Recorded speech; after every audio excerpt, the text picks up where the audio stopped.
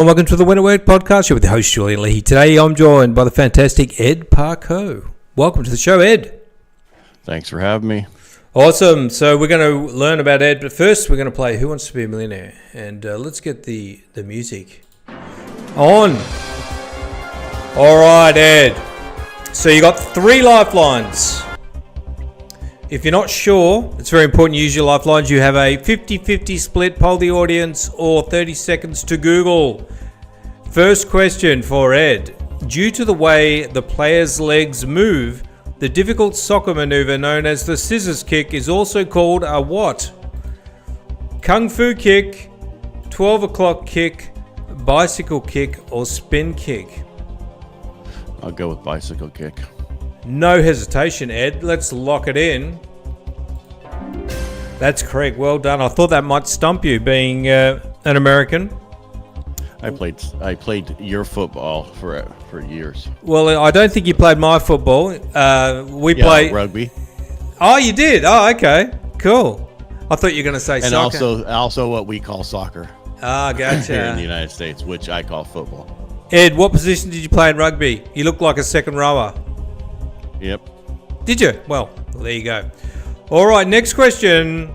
A popular game on many college campuses, beer pong is typically played with a ball from what sport? Cricket, table tennis, football, or basketball? Let's go with table tennis. Table tennis. Did you play this game, Ed? Beer pong? Didn't everybody? It's the only game that's good fun to lose. Well done, Ed. 2 for 2, no lifelines used. Ed is going to go all the way. Let's have a look. In 2010, what nation began a convict tourism program to attract foreigners descended from long ago prisoners? This one gets me triggered. Australia, England, France, or Ireland?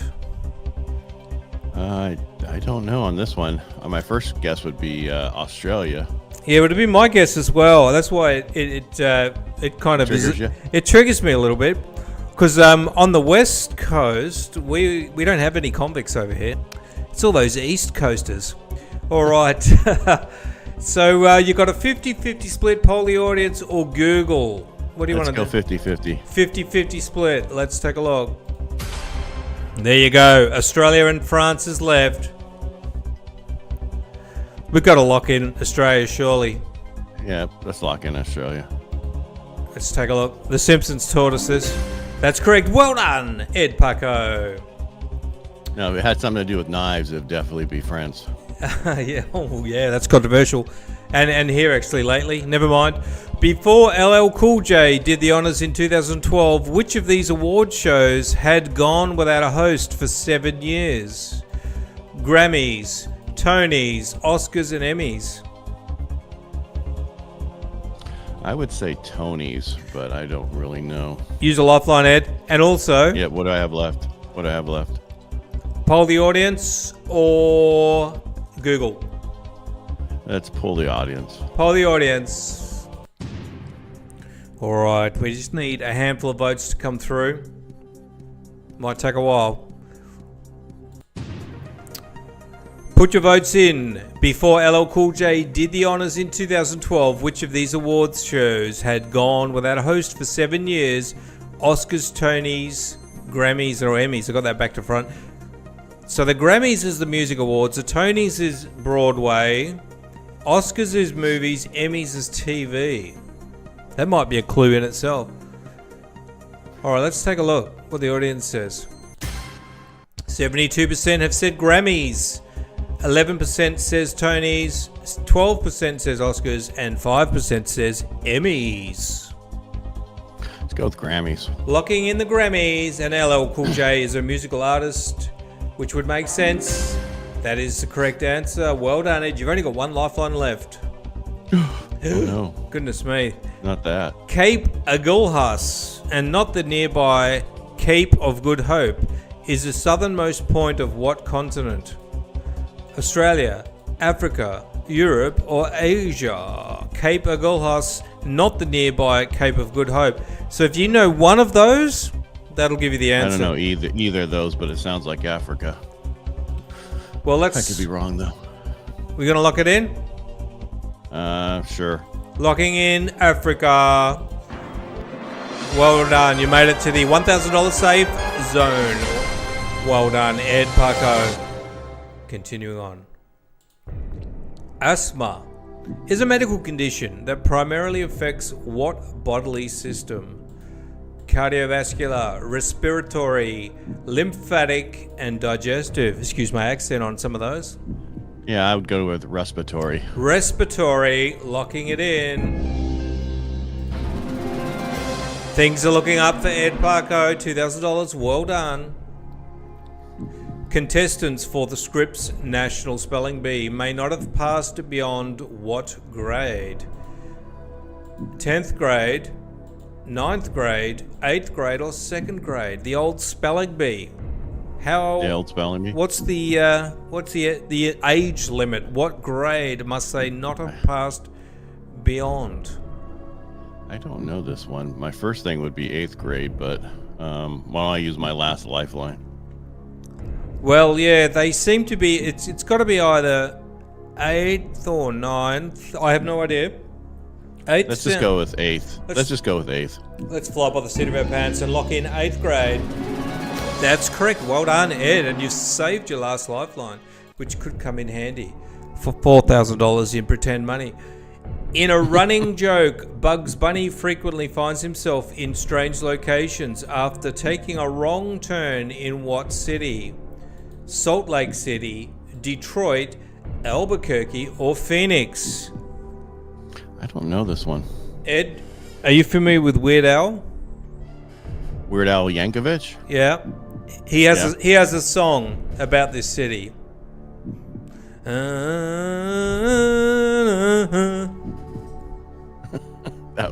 Hum a few more words on that one. Well, actually, if you count the syllables, that will give you the answer. I didn't hear the syllables.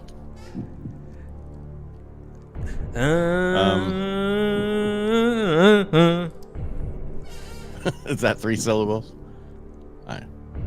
I'm just going to use my last lifeline. Last lifeline. How are you going to Google that? Bugs Bunny. Bugs Bunny getting lost in what city? Google that. I'm going to put the timer on. 30 seconds.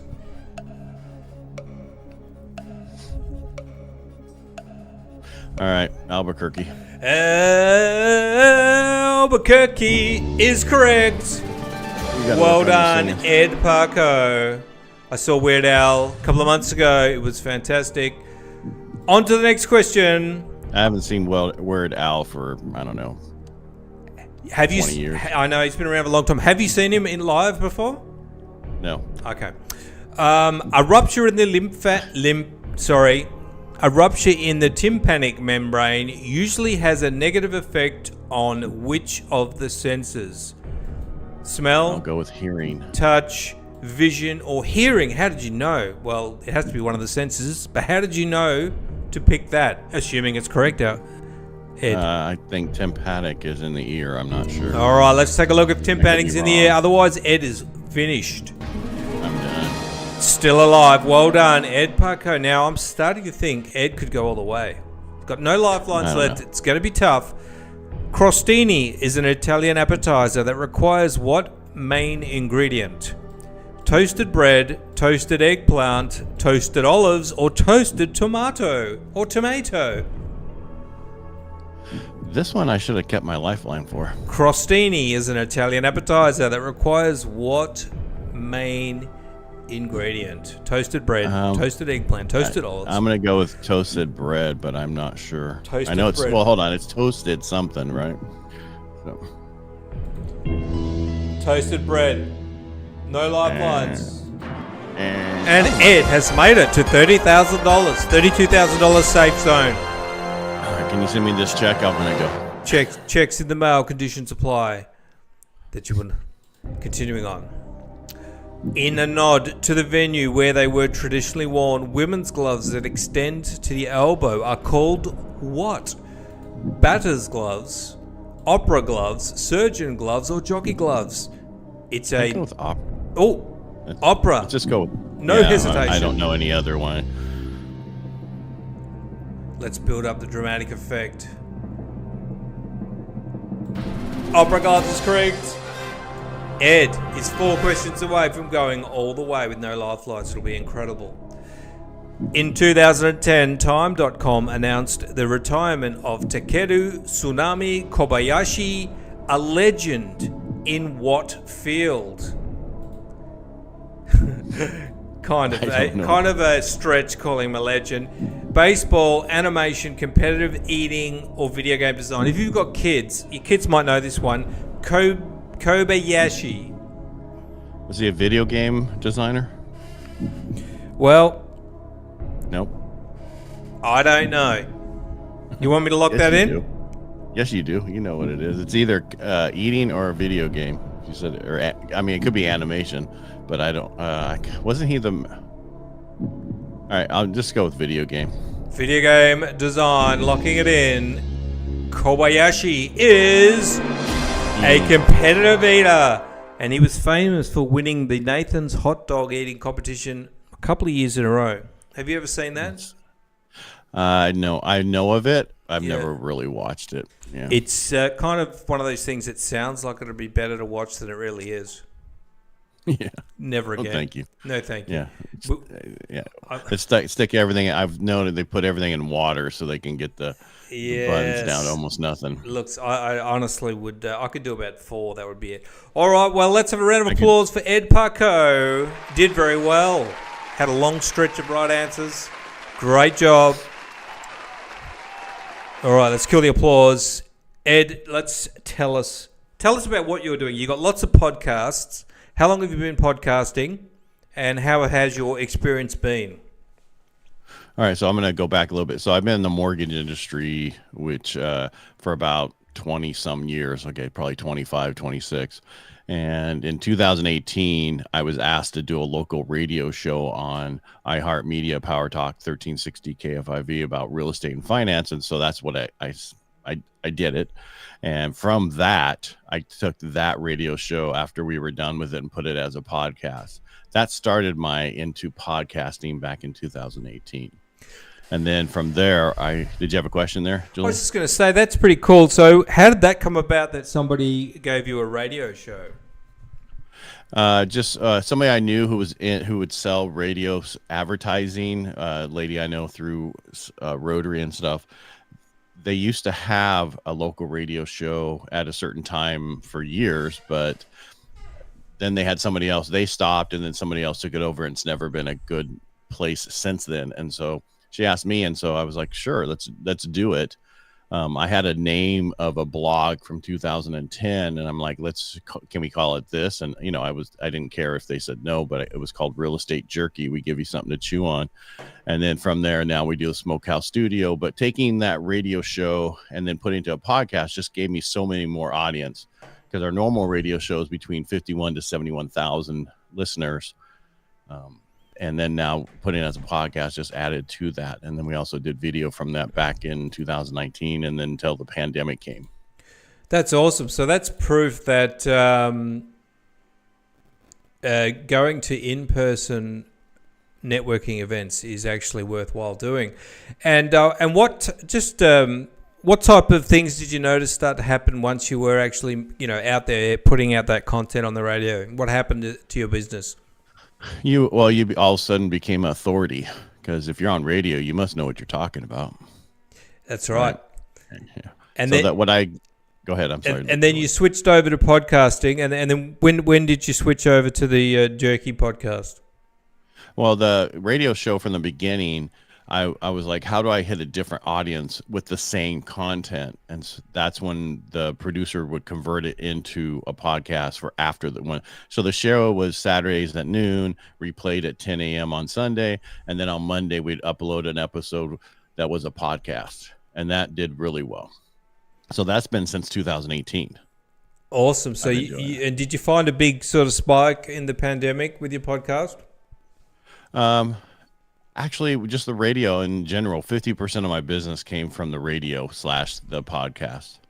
And then in 2020, I think it was into 2020, I just wanted a totally different podcast that had nothing to do with my industry. And I started one that's called Inner Edison Podcast, which has to do with your greatest accomplishments come from your greatest defeats. And that when we talk about business owners, trials and tribulations and their failures, and let other people know, entrepreneurs, that you're going to fail no matter what.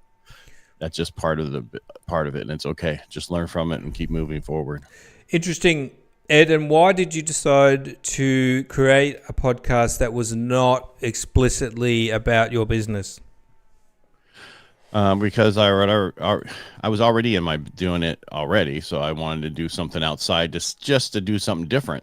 And everything that I do makes me uncomfortable. And so I feel that you need to push yourself to be in things that are uncomfortable for you. And a lot of people don't want to talk in public, so go talk in public. If you don't want to be, it takes a lot to learn how to speak on radio and speak through podcasts and just talk and not worry about what comes out of your mouth, meaning that you're going to make mistakes. Things are going to happen. You're not going to be perfect, and that's okay.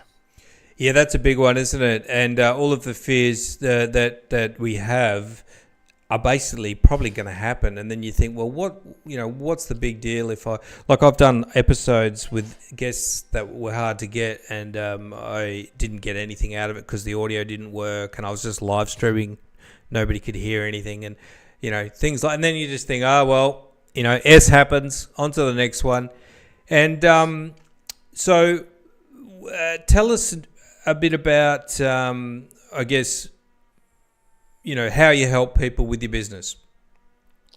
All right. But before we get there, you asked about podcasts. So then after the Inner Edison, I started Helping the Brave, which is for veterans like myself. Once we take the uniform off, how to transition and the stories. And we've been doing that one since probably 2021. And that's a great one for veterans. And then I started another one, which is called Aces and a Joker, which is a short thing, is Aces 53, which has to do with sales platform, because attitude, commitment, enthusiasm, smile is what you bring to the table in sales. And then that Joker is that unique ability you have that nobody else has, or something you've learned. And I didn't realize I had a deeper voice until I started talking on radio and podcasting, until I put headphones on. So I sold by the phone. Ed, you could do voiceovers for life insurance quite easily, I think, with that voice. It's very good. Better than my voice. Yeah. Well, I just found on the phone people love to talk to me, and I didn't realize why. Now I know. Yeah, well, that's good. It's good for your business, I suppose. That's awesome, Ed. How often are you putting out episodes? That's a lot of work. Helping the Brave once a week, Inner Edison once a week, Aces 53 twice a week. From the and then what I didn't talk about is from the radio show, I do 5 lives at 8:30 in the morning, talking, real quick, about 20 minutes to see what's going on in the market, everything else for our local community, real estate agents, loan officers, and then anybody else who listens. So I do a lot of content. Yeah, that's incredible. And how do you manage that? Because, it's not just turning up and pressing record. There's so much work that you have to do. Do you have a team?